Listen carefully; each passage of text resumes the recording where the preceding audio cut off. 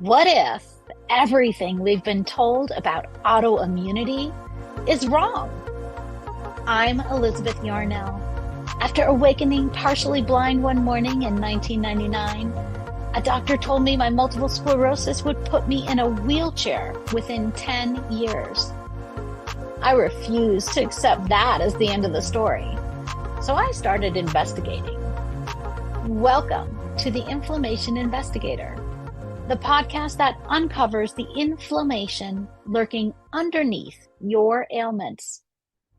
Because autoimmune and chronic conditions should not be viewed as death knells when they are actually alarm bells. I'm a traditional naturopath and founder of the Inflammation Academy. And in 2 episodes every week, we dig into what conventional medicine might be missing. If you're living with chronic or unexplained symptoms, this investigation is for you. Your body has been trying to tell you something. Let's start listening.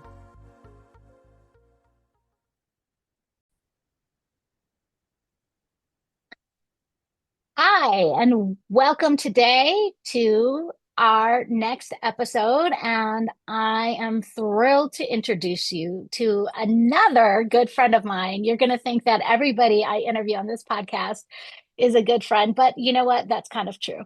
That's just the way it goes. Uh, but this one especially is someone that is near and dear to my heart. And I think you will be very interested in what she has to hear about the connections between inflammation and migraines and headaches. So, Dr. Barrett is a neurologist and founder of Migraine Relief Code. She developed the first genetic testing panel specifically for people with migraines, empowering people to uncover their genetic headache type and follow precise science-backed recovery protocols that blend medical and lifestyle interventions for the best results. She is also a TEDx speaker and author of the upcoming book, Align, Live the Way You're Wired to Relieve Headaches and Migraine for Good. Dr. Barrett's work has been featured in prominent publications, including Business Insider and Women's World. A neurologist who trained at Stanford, she launched her private practice in Denver in 2003 and later founded Migraine Relief Code in 2018 to bring precision medicine solutions, can I say that word? Solutions to people all over the globe. Dr. Barrett, welcome to the Inflammation Investigator. Hello there. Thank you so much for having me here today. Yes. So I love talking with you. Every time we talk together, I feel like I learn something new. And that is really, I think, the best thing about life is to continue to learn new things, especially when it comes to your health with things that really stymie a lot of conventional medical therapies and answers. Mm-hmm. And migraine is a classic example of something where people who suffer from migraines have gone from doctor to doctor to doctor. They've tried pill to pill to pill. They've tried all sorts of different interventions and therapies and medications to try to get rid of migraines because migraines can be so debilitating. Why don't we start with telling us, how did you get into this study of migraines? So I've always been fascinated by the brain, honestly. When I was a little kid, I used to make models of the brain. So I think it was sort of inevitable that I ended up doing something in the brain in general. And for migraines in particular, I think I just got frustrated with the limitations of what mainstream neurology has to offer. I spent so many years in my office handing out prescriptions, saying, here, try this, come back in 3 months, having people come back no better, in fact, a lot of times worse. I'm not bashing medications, they have their role, but they don't fix the underlying problems in the body biochemically that are resulting in the experience of headaches or migraine. So I think I just got interested in what else is out there. What else can we do to help people? Migraine is the number one cause of disability in women under 50. That is having a huge impact on women's lives. And I feel deeply called to help women plug back into their lives to do the things they want to do, whether that's raise children, break glass ceilings, whatever it is. I think that the world is a better place when women are healthy and thriving and doing the things they want to do. So, why does migraine seem to affect women more than men? Or does it not? Is that just my impression? No, no, it really does. So there are about 40 million people in the United States alone with chronic headache. 28 million of those are women. So it's definitely more common in women. Part of that is simply biological, related to fluctuations in hormones. As any woman with menstrual migraine can tell you, that's a pretty potent trigger. But that's not Uh-huh. the only thing going on. And I think that, maybe there are different expectations that are placed on women and that women place on themselves. I think sometimes we maybe don't prioritize our health. We put everybody else's needs above our own. We think, oh gosh, it's just a headache. I've got to just pop a pill and power through and get dinner on the table and get kids to soccer and finish up that report for work. And Uh-huh. I don't necessarily think that all people do that to themselves, but I think it's more common in women, and maybe that's another part of it as well. But there are definitely some biological genetic differences there too that make us more prone to it.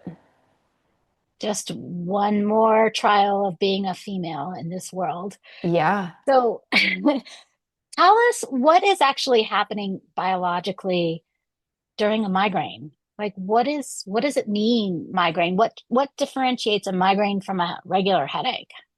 It's a kind of a specific set of events in the brain. One of the nerves in the head, called the trigeminal, can get triggered. That goes straight back into your brainstem, the back of your brain, kind of between your brain and your neck. And it flips a switch, basically. And once that flip is switched, there is a very precise set of events that happen in the brain. First of all, there's an abnormal wave of electrical activity called cortical spreading depression. And then there are changes in the blood vessels. And between those two events, people experience typical migraine symptoms, often aura, but not always. Aura most commonly being jagged flashing lights in your vision. It makes it really hard to see and function, followed Hmm. by a severe one-sided throbbing headache, often associated with nausea or vomiting, or sometimes you just don't want to eat. And that experience can last for 3 days. So it's a unique experience. I think I've been very fascinated by the fact, though, that the genetics show us that a lot of the underlying causes of what we call migraine, what we classify as migraine, are actually quite similar to other types of headaches. So while I was in my training at Stanford, we memorized all of the diagnostic criteria, and there are like 100 different migraine codes you can choose from as a neurologist when you're seeing somebody in your office. It's this, Wow. I know, it's this ridiculous level of specificity. And then, we lift the hood on the migraine car and peek at the genetics and the biology underneath, and it's actually quite similar to other types of headaches. So in general, I don't think people need to worry too much about whether or not they technically have that diagnosis, since sort of turns out everybody has some similarities, and it really depends a lot more on what it is that's going on for you, genetically and biologically, rather than what your pain experience is like, which is kind of a revelation in the migraine world. That's definitely a myth busted right there. I would agree. I remember my childhood, my mother would always, or not always, but often excuse herself to go and lie down in a dark room because she had a migraine. And she Hmm. would always tell me that a migraine is when you have pain just on one side of your head. But you're saying that that's not necessarily the definition of a migraine. Oh, sure. It is part of the diagnostic criteria. It definitely does tend to be more often on one side of the head than both. A tension headache is more typically, in a band around the head. But I think what's fascinating is that experience of, what your type of pain is doesn't necessarily speak to what the cause is under the surface. So that's been Mm. one of the surprises from the genetics research. Aura obviously is a very migraine specific phenomenon, and that's its own set of genes. But for a lot of other pieces of the headache, there's actually a lot of overlap. So that's a great segue. Let's go into the biology underneath and what you've been doing with genetics, which I think is so fascinating because I really think learning about our individual genetics and tailoring treatments and supplementation and therapies specifically toward that, because once you get your genetics tested, they never change. Your Right. genetics are the same throughout your life versus other things like maybe food sensitivities. Those might change as you go through life. And of course, your blood levels of different nutrients, those change all the time, but Mhm. your genetics stay the same. So let's Mhm. talk a little bit about that biology of migraine. So there was a study published in 2023 that looked at the DNA of 100,000 people with migraine. Right. I know. It's a lot of people. And they compared it to 700,000 people who were quite similar but didn't have migraine, similar age, similar gender, etc. And for each of those people with migraine, they looked not only at their 22,000 genes, but at 4 to 5 million SNPs. If you think of a gene as a house, a SNP is just different pictures of the house. Okay, we can look at your genes with a lot of different pictures, many different ways. So just do the math there. That's a lot of data. So mind Can't even think of the boggling. math. Yeah. Mind boggling AI requiring giant computer necessitated quantities of data. But anyway, now that we've been able to analyze some of that, what we have discovered is what those biological systems are in the brain that are different between people who have migraine or other headaches and people who don't. And so the first of those systems is inflammation, which we'll talk about a lot more. So I'll just briefly summarize the other three and then we'll circle back to inflammation. Okay. The second of those is brain chemistry, which makes a lot of sense. Hmm. Those are the chemicals that the cells in your brain use to talk to each other. The Hmm. third system is energy production. So those are the engine, so to speak, inside your cells, the mitochondria that produce energy and make every cell in your body go.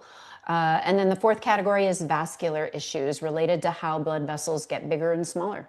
There are abnormalities there as well. So we sort of, we have generations of this accumulated wisdom about migraine, and now suddenly we've got these facts from, so many data points. I did not do the math. I don't know how many data points that is, but it's a lot.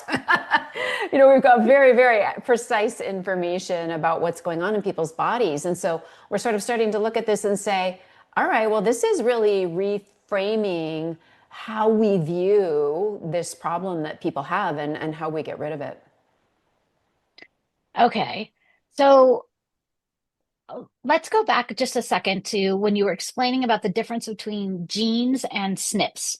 And I love that analogy that you use. If the gene is the house, the SNP is like the view of the house. So would you say like the SNPs might be the front door or the sliding door or the master bedroom or different locations inside the gene? Yeah, exactly. It's like when you put your house on Zillow, you can only put so many pictures on, right? It's Hmm. the same when we do genetic testing. You can only get so many pictures of that gene. And that's how we try to figure out, what's there. So those pictures of the gene are really called SNPs. And those can vary. So back in the old days of genetic testing, when I was still a resident and training, and we literally, we hadn't analyzed the DNA of a single person, not one. This has all happened in the span of just my career. It's insane. But at that point, all we were really able to do is say, is this gene even making anything or not? Does this gene even work? Is the house even functional? Is it occupied? so to speak. That was all we were able to determine. We weren't able to determine, oh gosh, does the house have a good paint job? Does it have nice landscaping? Does it need a new driveway? Like we can determine so much more about the house now. Uh-huh. But back in the old days, it was just like, is it there or not? And so it gave us this perception of genetics where all genetics could tell you is what's your risk for XYZ. If you don't have Uh-huh. the gene that you need to have, what disease are you going to get? So people got it in their heads that genetics was all about what's your risk for X. So, of course, for migraine, people are like, no thanks. I don't need a gene to tell me I have migraine. I live that. Got it. I Right, already know. But what right. has changed is that we're able to detect not just like, is the house functional, but all of those other features about the house. How well is that gene working? How well is your serotonin system working, for example, your inflammatory chemicals?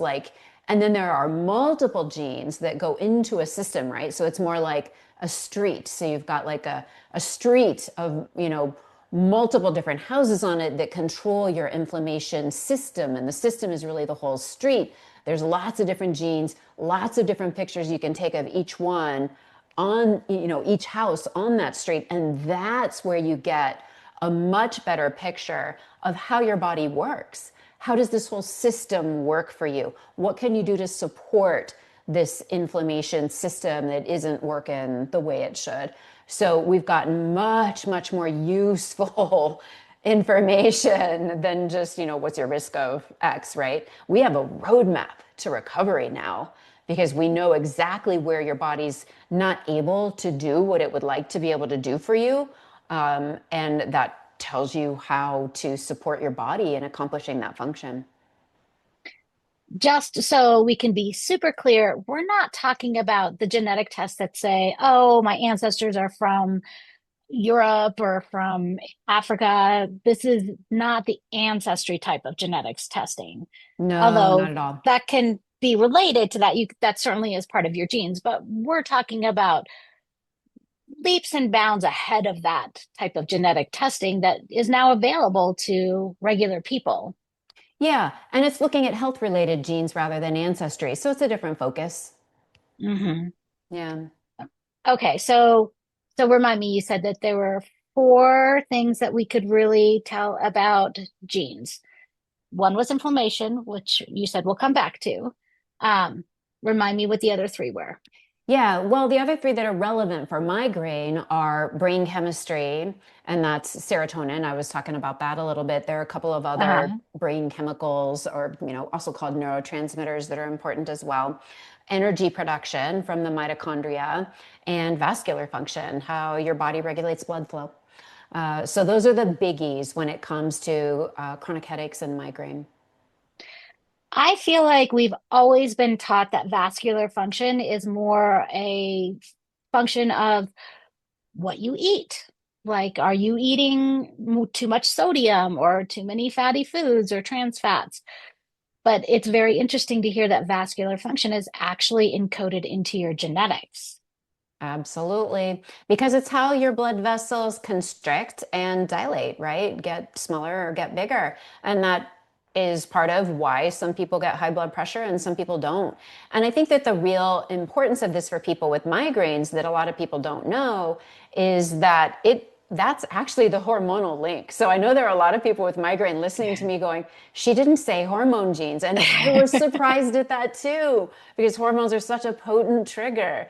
But the link is that the hormones actually influence the blood vessels. That is the mechanism by which hormones exert their effect. Serotonin also. But yeah, hormone genes are not linked to migraines. The weirdest thing.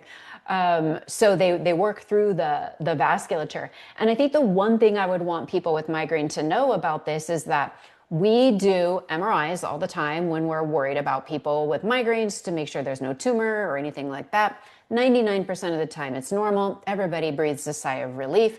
But we often see these small white matter lesions on the scan. Your doctor might call them, they might just dismiss it, say it's something from migraine. We might call it microvascular ischemic change. We might, there are a number of different words people can put on that, but they're always dismissed. Hmm. That turns out to probably not be the best way to handle that. And as we gather more information about these vascular abnormalities, we know that these are the people who are developing more of these little areas in the brain. And they're basically areas of the brain that have gone silent, that are no longer able to do their job. And I think we do want to avoid having that happen to us. So, that's one of the reasons I think it's especially important to figure out your genetics. Let's not lose more brain tissue. it's it's not impossible to get it back, but it's not a guarantee, and it's not easy, and it's not perfect to, those brain cells don't always recover as well as we want them to, let's just say. So, it's all about prevention. How do we keep our brains as healthy as we can? And a lot of those answers lie in the genetics.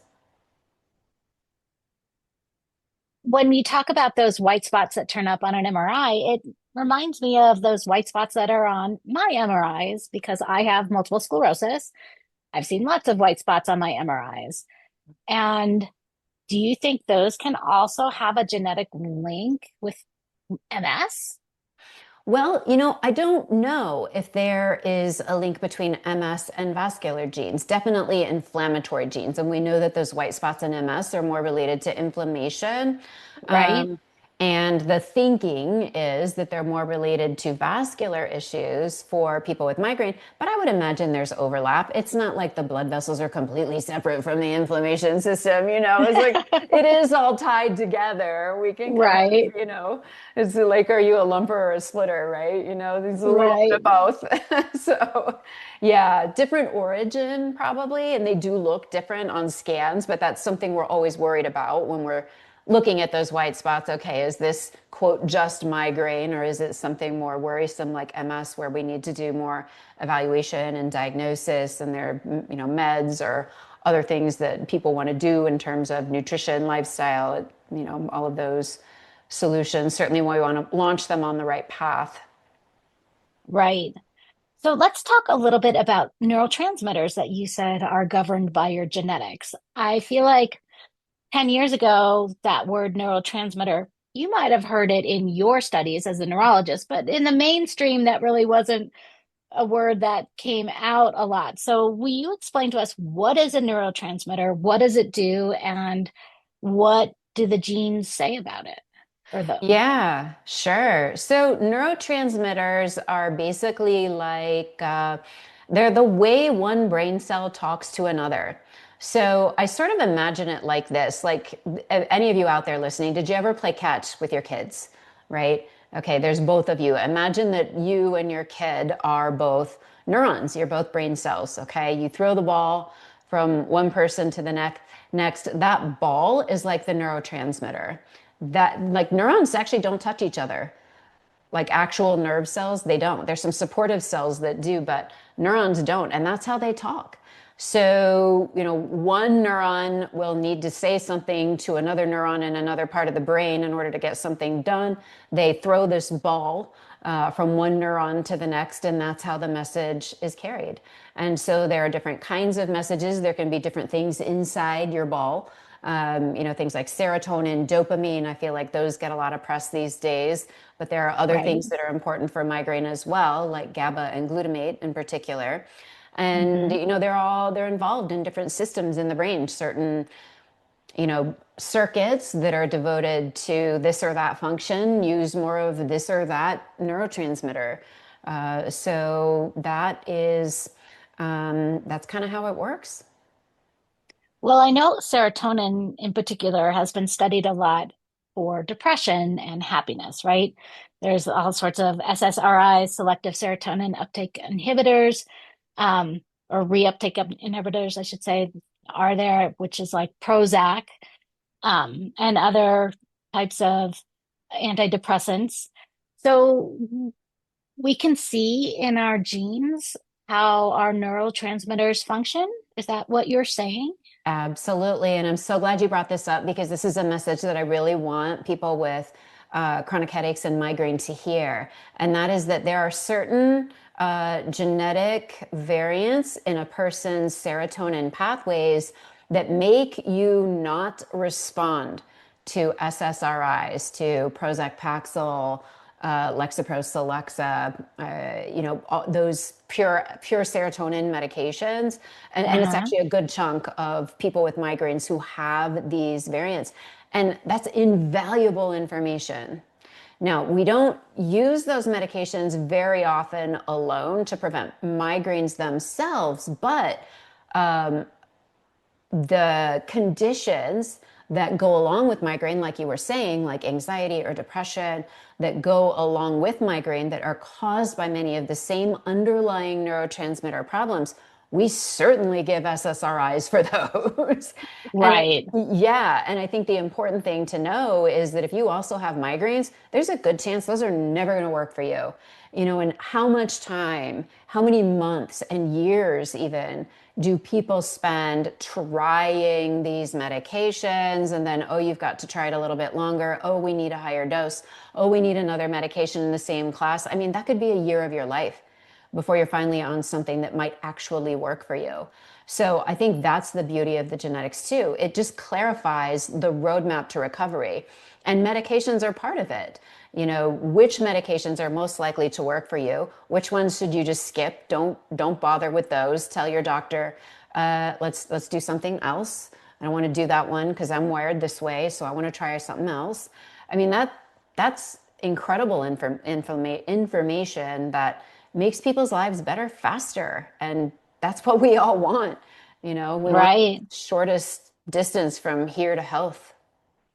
Not only for migraines, but for mental health challenges. If Yep.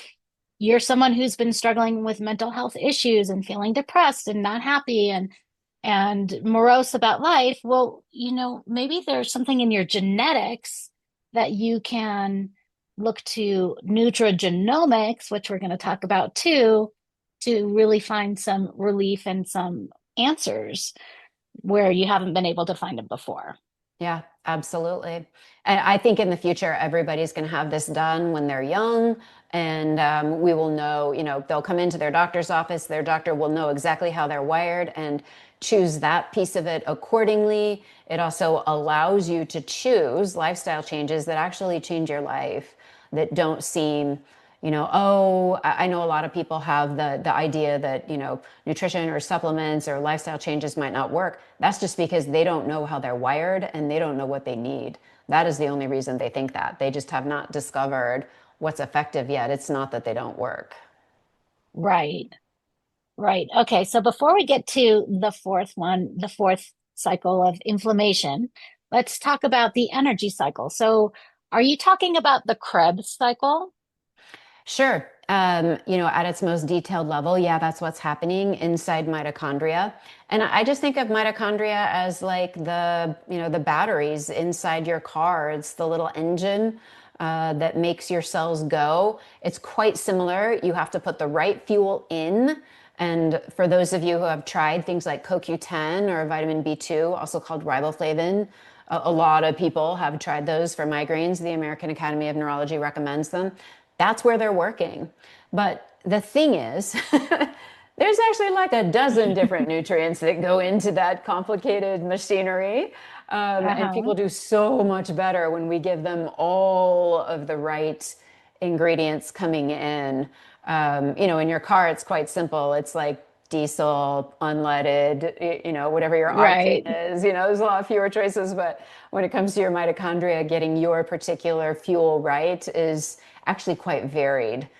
Which is why we have all the keto versus carb versus paleo versus carnivore. But that's why we have those wars, because we're all literally wired differently and different things really do work for different people. So there's the part of it that's coming in, but then also your engine does make exhaust, and people have differing capacities to clear that exhaust. We call that exhaust many different things. They usually have some kind of an oxygen word in them: reactive oxygen species, oxidative stress. We put a lot of names on that. Short story, it's just exhaust that needs to be cleared. Some of us can do that, some of us can't. And then you can have engine problems, so to speak, from things like environmental toxins that really slow those mitochondria down and make it so they're not able, they can't go above 10 miles per hour. Engine just won't go. Hmm. So there are many, many things that can interfere with that delicate machinery. And we can see that through your genes. You can see a lot of that through genetics. You can see how well you clear the exhaust. You can see how your body absorbs the nutrients that are important. You can do a different kind of testing. Well, you can also figure out how well you're able to clear toxins from your world. And all of that gives you an idea of how well your mitochondria are able to function. And the brain uses 20% of your energy. It's only a couple percent of your body weight, but it's like, it's an energy hog up there. This guy is like, it's a very, very high maintenance. So really, really, your brain is kind of like a Ferrari engine, is what it is. All the other cells in the body, they've just got regular car engines, but the brain, it's more like a Ferrari engine. It's very delicate, and so that's why it becomes an issue for people with migraine. So now let's talk about inflammation in particular and the genes that govern inflammation, especially that inflammation that relates to migraines. So there are a couple of different things that go into that. So studies show that about 2/3 of people with chronic headaches or migraine actually have a gut problem that they don't know about, hasn't been diagnosed. They don't recognize that their symptoms are abnormal. They've lived this way their whole life. I mean, it makes perfect sense. I've never lived in another body. If this is not Right, how it's supposed to feel, how would I know? Right? right. Or So, I see people all the time. They're like, well, I just poop every 3 days. That's just yeah. me. No, that's not right. That may be you. That's not the ideal you. That's a good way to say Your it. body would like to do that more often. Something's getting in Right. the way. Exactly. So, for many people with migraine, there's an unrecognized GI problem. And I think that's why so many people with migraine put so much bandwidth into food triggers. They know there's something there. They've had the experience, they know it's real. It's just endlessly complicated to figure out what it actually is. So there are certain genetic variances in what it is that's most likely to give you gut problems. So there's that end of the picture in terms of the problem. But then the other piece that most people don't know is that how your body reacts to that also varies significantly. So I always think of the immune system as kind of being like the first responders at an accident, right? There's, the ambulance Hmm. or whatever, it comes in, it figures out what's going on, and it's got to send out a message to call in the right kind of help for whatever's going on. That Uh-huh. message that gets sent out, that happens in your body too. That's what inflammation is. So the cells have to stay put, manage the crisis. This sends a chemical message throughout your body. These are things called interleukins, TNF, for those of you who are familiar with the terminology. And those two chemicals vary a lot in people who have migraine compared to people who Hmm. don't. They tend to have way too many inflammatory messengers floating around. So we really need to tackle that end as well. Based on what the exact problem is for you, we have to help your body get those inflammation levels back down to normal. So it's not all about what you're eating. It is, there's a much more precise and effective solution for that inflammation problem that can be found out. Which is a great segue into nutrigenomics. What happens? What do you do once you get your DNA results? What happens when you figure out what your genes are telling you? What does that Well, all mean? yeah, I actually that's when the work starts. So your job then is to bring your life into alignment with how you're wired. And that is not easy. I think that, we have thoughts and beliefs built up in our head about how our health is, about how our body is, about how we respond to things, what's true for us. And it can be incredibly difficult to overcome that, put that in the past, and create a recovery path based on your data. And I like to think of it like this. So I fly small planes, and you get into a plane, and you pick a direction you're going, right? You set your Uh-huh. heading, and I think that health is very much the same.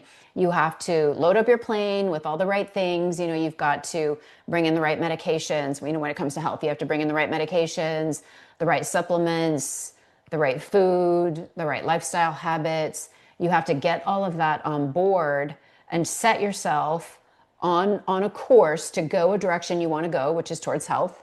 But Uh-huh. that's very different for everybody. And then you have to rinse and repeat, fine tune, optimize, give yourself grace when you don't have days where you're living the way you're supposed to. But I think Uh-huh. that the valuable information is, what does an ideal day look like for me? What has my body told me to do? How do I implement with the greatest precision possible at this moment in human history? A lot of this is still evolving. I mean, there are people who still Mhm. think that supplements, that all they do is give you expensive pee, right? I mean, Right. Oh, I we're hear that living, all the time. there's a long way to go in health here. So, Right. there will be greater protocols over time, but, what is the best evidence we have right now about the best way to solve a problem with inflammation in your body, whether it's interleukins or food or TNF? What is the best way to solve that problem? And that science is rapidly and fascinatingly evolving. So I think that's the hard thing. It's creating, what does your ideal day look like? And then Hmm. getting your mindset in a place where all you have to do is rinse and repeat, knowing that you're on the right course, you're going to get there. And you have to understand that healing doesn't happen in a day. Not if you've been sick for a long time, it doesn't. It's not pop a pill and power through. That's just masking your symptoms. That's not getting you any healthier. True healing takes time. I couldn't agree more. And Yeah. I see that all the time in my own clinic. So we didn't really talk about nutrigenomics. Mm. Let's talk about how you can supplement based upon your personal genetics. So many things. So, for example, there are, um, let's take it from this. So, about a quarter of people with migraine actually have gluten sensitivity, not celiac disease, different deal, non-celiac gluten sensitivity. There are actually genes that are associated with that. Now, so many people will go on an elimination diet. They'll say, "Oh, I tried gluten free for my migraines, it didn't work."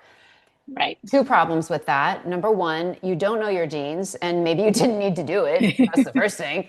That's the good news, right? But the Uh-huh. second news is that may only be one piece of your puzzle. That may only be one thing that you're loading up into your plane. Like, you put in the gas, but you didn't put in anything else. And that's never going to get you to where you want to go. You need a dozen other things as part of your personalized recovery plan in order to get where you want to go. And gluten was only part of it. And for the most part, I think we have come to believe this magic bullet about modern medicine. We do randomized controlled trials where we change one variable and we expect that to produce this massive outcome. That's not how biology works, though. You have to change a dozen things. So that's what nutrigenomics does for you. It tells you, is gluten a piece of it for me? Yes or no. Is dairy a piece of it for me? Yes or no. Is interleukin, interleukins being through the roof, is that a piece of it Uh-huh. for me? Is TNF a piece of it for me? Okay, great. I've got four problems to fix here just with regards to inflammation. What's the best way to fix all those problems?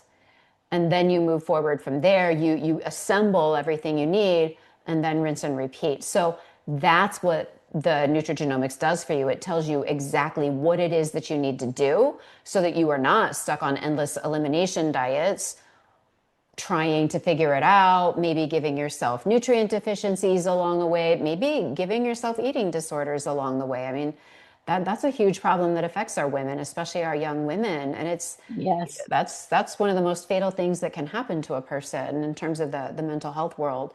And these poor people are just working so hard to get rid of their pain, and they've been told avoid all these long lists of foods, and it can do more harm than good. That's not nothing that people develop restricted eating patterns as a result of trying to help themselves heal. That's a big problem.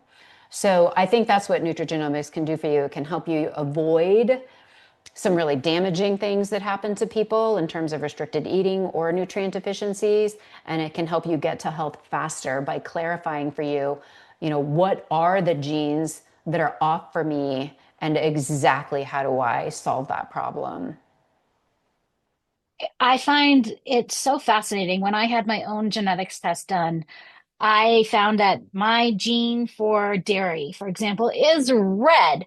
Well, I could have told you that I have not eaten dairy since I was maybe 20 years old, maybe younger, because it just has felt terrible for me. But what I always thought was that that meant that I was lactose intolerant, not necessarily that I was genetically unable to tolerate anything with dairy. Mm, Um, but I see that, especially like with my mother, who, when she has dairy, we've also called her lactose intolerant, but just taking lactase has never really done it for us. And we end up mm, having all sorts of symptoms beyond the classic lactose intolerance symptoms of just GI issues. mm-hmm. And so once you see that genetic link, it makes so much more sense. It says, oh, yeah, I can't just drink lactate milk and be okay Yeah. because it's actually a genetic thing for dairy. Yeah. And no dairy is going to be okay. Yeah, and that's a perfect example of how you have to, sometimes change your mindset around things. And this is a great example because it's such a yes or no answer that you can get from the genetics. So you get two copies of this gene, one from mom, one from dad. It's genetic code. It's like an IKEA instruction manual to make something. And, your instructions are either good or they're not. You either have the code or you don't. So let's say you've got one code from mom that says yes, lactose, one code from dad that says no lactose. This is where epigenetics comes in. And so I want to make sure people are really clear on this because a lot of people tell me, oh, genetics don't matter because you can change your genes. Not exactly. Epigenetics isn't quite that. Here's what epigenetics is it's the gene that you got that does work. If you're eating dairy, if you're drinking milk, it's going to go into overdrive. It's going to make a lot of that lactase to digest the lactose that you're putting into your body. However, Mhm. if you have a code from both parents that says, nope, no code, no code, no lactase, I can't do that. I cannot make that protein from mom and from dad. There is no amount of epigenetics that is going to change that situation. You're just always going to be unable to digest that protein. And so, that's really what epigenetics is. That's just an easy example because it's kind of a simpler genetic system. It can get more complicated than that with multiple genes and big systems and yada yada. But that's kind of a good example of where epigenetics can come in and see what value. I mean, you already kind of knew on your own. I think you are probably more in tune with your health than a lot of people. But you can imagine how that just gives people such clarity about what to do. Yeah, no more Yeah. trial and error, no Yes. more, right, and no more questioning. Uh, is this okay for me? Maybe it was that food that I ate that was the problem, or maybe it was this other food that I ate, and that uncertainty between could it have been, could it not have been?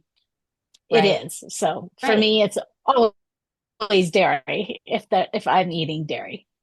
Yeah. Yeah. And I think when you're uncertain, you're not as likely to follow through on your own plan. You're not as likely to stick to your ideal day because you're like, I don't even know if this is helping me. I don't want to do it today. You know, Exactly. it's so much easier to just, Right. yeah, it's a lot harder to stick with it. But I think when you know for sure, like yes or no, okay, well, then all right, I just have to do my best to follow through and give myself some grace when I don't. So let's bring this a little bit around towards a close, but let's talk a little bit more about the Migraine Relief Code and what that is and what it is that you offer. So, Migraine Relief Code offers you access to the genetic testing panel that I developed specifically for people with chronic headaches and migraine based on these mounds of data. So, that is a custom panel, can't get it anywhere else. It is my take on what matters most. So, there are lots of genes that were found. We narrow that list down based on what's actually available, which ones can we take good pictures of with the SNPs. We narrow that down further to be only the ones that are relevant, where if you have this, there's something you need to put into your ideal day. And then all of the protocols for implementing are inside the course as well. So there are pre-recorded videos for the things that are kind of the same for everybody, but then we do that one-to-one customization on group Zoom calls every week, and try to support each other through this. You know, sticking with it is not always easy. We start every Zoom call by saying, okay, what have you been working on over the past week and how did it go? You know, how can we help you stick to your ideal day? How can we help you adjust your mindset so that you have little tweaks in how you're thinking that make the implementation that much easier? What facts do you need to modify the protocols for your particular situation? So we get all of that individual customization in there. I often think about sometimes it takes people 8, 10, 12 times of hearing the same advice, the same recommendations to actually implement it, Right. myself included, right? Yeah, for sure. For Me sure. too. No, we stand in our own ways. Like I had worked with a gal recently who has the cannot digest dairy. No, she does not have the code. And she would show up week after week saying, "Well, I'm just having a little bit in my coffee and a little bit in my ranch dressing." And it did take her a dozen times of hearing, you can make like a cashew dressing. It tastes a lot like ranch. And, other people on the call would chime in and say, there's this coconut almond creamer that it's actually pretty creamy and it makes a nice foam for your cappuccino, but she had to hear Right, that a dozen times before she stopped telling herself the story. Oh, a little bit is okay. It's like, no, you don't have the code, period. Your body can't do it. End of story. So, right, right. yeah. That's a great way to look at it and think about it. Yeah. Okay. Is there anything else that you'd like to mention before you tell people where they can find you and get a hold of you? Oh, my number one message is don't ever give up. I think it's so frustrating to live with a chronic disease that's invisible, that people don't appreciate, that people dismiss, that people tell you, oh, just power through and go get everything done that I need you to get done. I think that's just exhausting. And so I just want to tell people don't give up. Never give up. There are great answers out there for you, and you will find what works for you. Such a great message. Okay, so where can people find you? I think the best thing to do is go to theheadachequiz.com and find out your genetic headache type. You'll get tons of resources there. You can, take what works for you and adapt that into your life and hopefully start seeing some improvements that gives you all the information about the testing if you decide that that's right for you as well. Excellent. Okay, and I will make sure that I put that also in the show notes so that Thank people you. won't have to remember, but they will be able to find you.